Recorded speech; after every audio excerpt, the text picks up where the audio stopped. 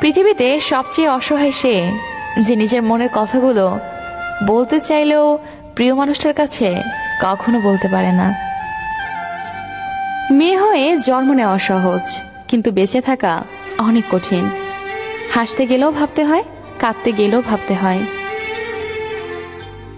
রাগ আর তুফান দুটোই থেমে গেলে বোঝা যায় ক্ষতি ঠিক কতটা হয়েছে।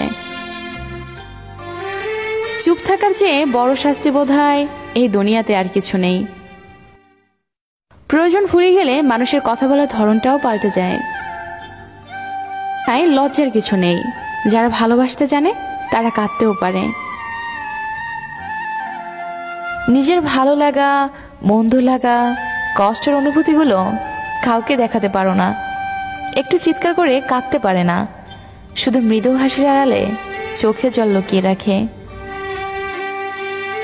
কিছু কঠিন মনের মানুষ আছে, সকালে হাসে অথচ রাতের অন্ধকারে সবার আড়ালে কাঁদে। একমাত্র সে জানে আর তার বালিশ জানে কতটা কষ্টে আছে সে। সেটা হয়তো সকালে মুখোশই ঢাকা থাকে।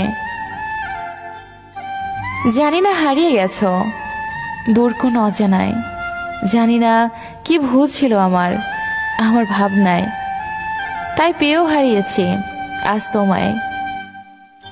জীবনে কখনো কারো উপর খুব বেশি নির্ভর করা ঠিক না, কারণ অন্ধকারে নিজের ছায়াও নিজেকে ছেড়ে চলে যায়। কারণ ছাড়া মন খারাপ হওয়া মানুষগুলো জানে তাদের মাঝে কতটুকু কষ্ট লুকিয়ে আছে। ভালোবাসা পাপ নয়, নিজের সত্যিকারের ভালোবাসো, দেখবে পৃথিবীতে সত্যিকারের ভালোবাসা আছে। বালিশে শুধু তুলোই থাকে না, আবেগ মেশানো হাজারো ফোঁটা নোনা পানিও থাকে, যা কেউ বুঝতে পারে না।